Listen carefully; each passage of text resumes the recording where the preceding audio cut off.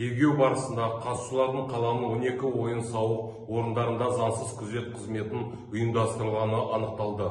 Онда олар маргиналдық жастар қатарынан спорттық дайындық өткен, біліктілік талаптарды жоқ күзет ретінде жұмысты жүзеге асыру үшін жас жігіттерді жинаған, еңбек шарттары жасалмаған, заңсыз күзет қызмет фактісі бойынша сотқа дейінгі тергеу басталды.